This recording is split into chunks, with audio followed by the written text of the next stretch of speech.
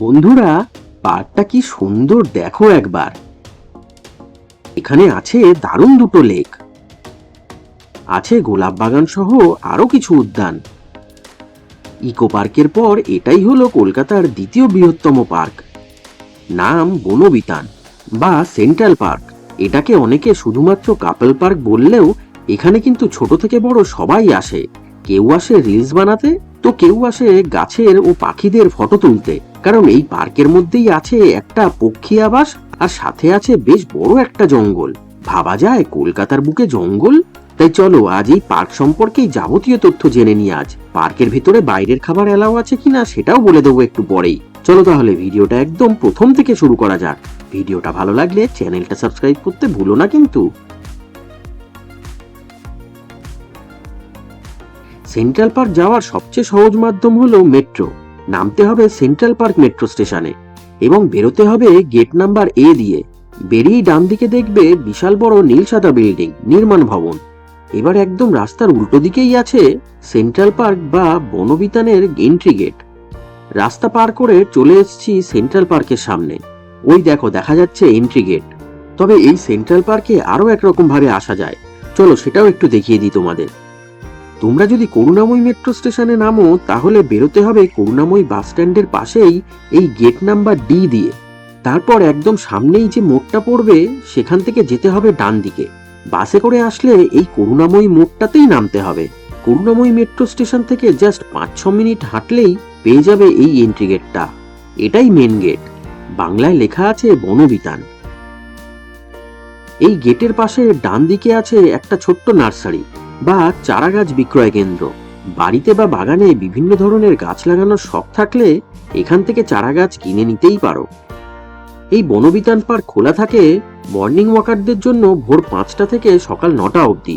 তারপর সবার জন্য খোলা থাকে সকাল 10টা থেকে বিকেল 5টা অবধি এবং এন্ট্রি ফি 50 টাকা পার হেড। মোবাইল ক্যামেরার জন্য কোনো এক্সট্রা চার্জ না লাগলেও ডিজিটাল ক্যামেরার জন্য কিন্তু 300 টাকা পে করতে হয়। এছাড়া যদি প্রফেশনাল শুট করতে চাও তাহলে তার জন্য রেট দেওয়া আছে এখানে।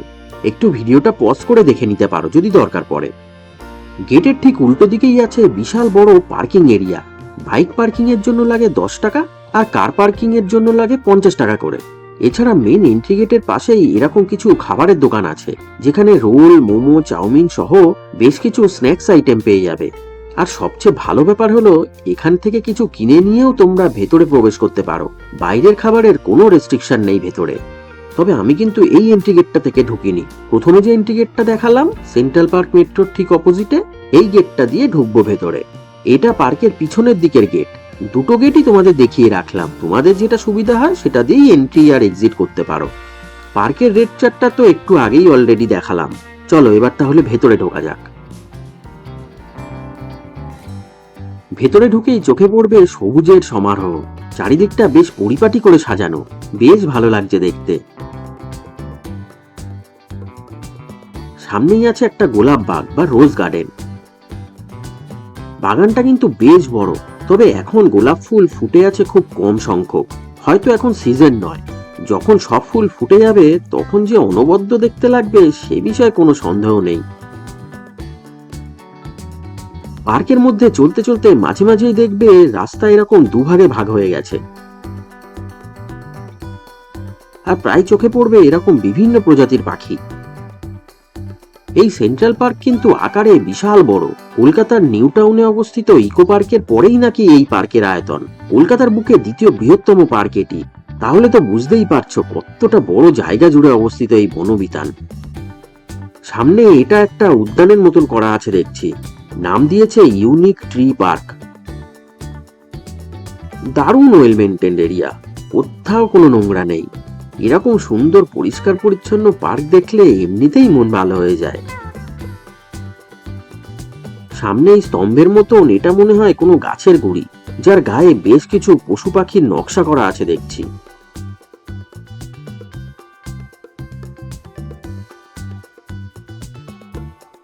এবার এই জায়গাটা দেখো, একটা নৌকার মতন বানানো হয়েছে। এটা কিন্তু কংক্রিটের তৈরি। এটা আসলে একটা সেলফি জোন। এখানে দাঁড়িয়ে ফটো তুললে ফটো যে দারুণ আসবে সেই ব্যাপারে কোনোই সন্দেহ নেই।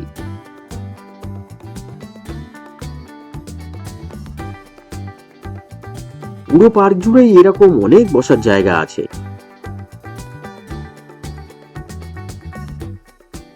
পাশেই আছে বার্ড পার্ক, বহু প্রজাতির পাখি দেখা যায় ভেতরে।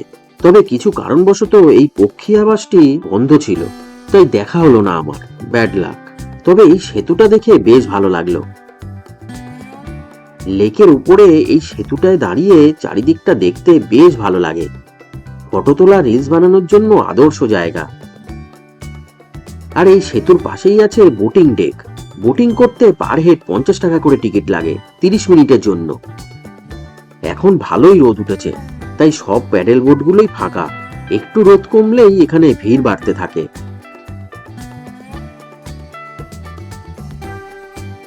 যত এগোচ্ছি ততই চোখে পড়ছে এরকম সাদা বেড়া দিয়ে ঘেরা বাগান, আর মাঝে শেড দেওয়া বসার জায়গা।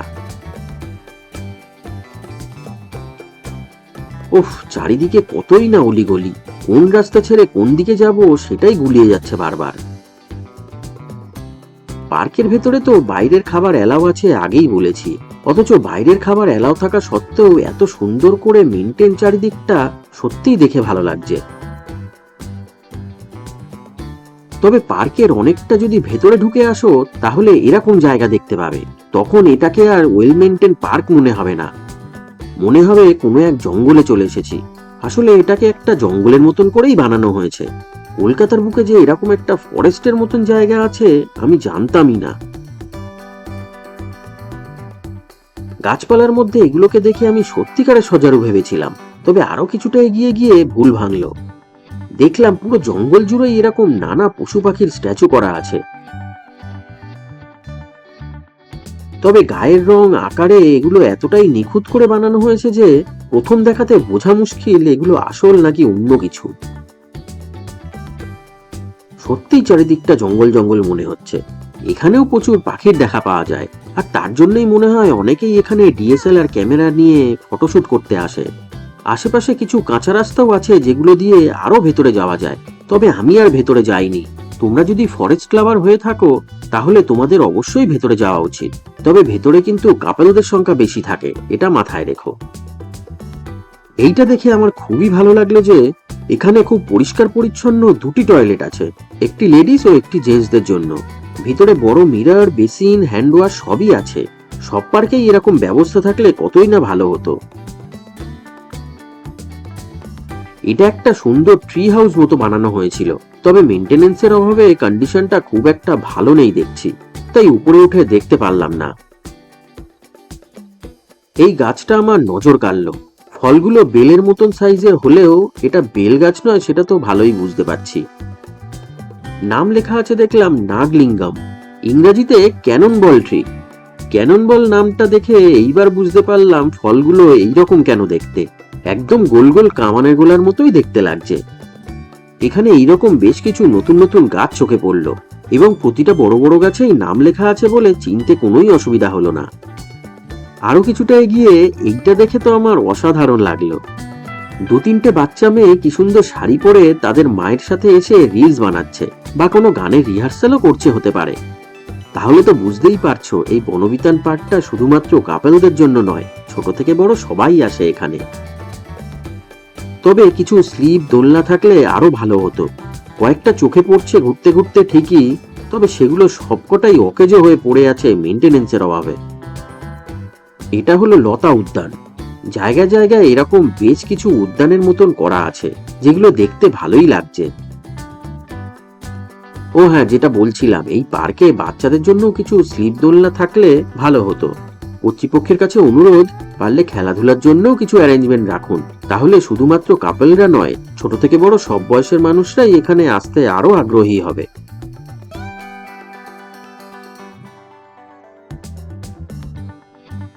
এখানে এরকম দুটো লেক আছে, একটা তো একটু আগেই দেখালাম। যে কোনো পার্কের মধ্যে এরকম লেক থাকলে পার্কের সৌন্দর্য বেড়ে যায় আরো বেশ কয়েক গুণ, আর তাই লেকের ধারে বসে থাকতেও ভালো লাগে বেশ। এই বনবিতান বায়োডাইভার্সিটি পার্ক এতটাই বড় যে পুরোটা ভালো করে ঘুরে দেখাতে গেলে ভিডিওটা প্রচুর লম্বা হয়ে যাবে, তাই ভালো করে সবকিছু ঘুরে দেখতে গেলে অনেকটা সময় নিয়ে আসুন, না হলে মিস হয়ে যাবে বেশ কিছু স্পট। তা কেমন লাগলো আজকের এই বনবিতান পার্ক, কমেন্ট করে জানিও। আমি তো আজ ফার্স্ট টাইম এলাম, তোমরা কি কখনো এসেছো এখানে? সেটাও জানিও কমেন্ট করে। ভিডিওটা ভালো লাগলে একটা লাইক করে দিও আর শেয়ার করে দিও প্রিয়জনদের সাথে। আর আজ ফার্স্ট টাইম যারা আমার ভিডিও দেখছো তারা তো আশা করি এতক্ষণে যেই চ্যানেলটাকে সাবস্ক্রাইব করেই নিয়েছো। আজকের মতো তাহলে টাটা।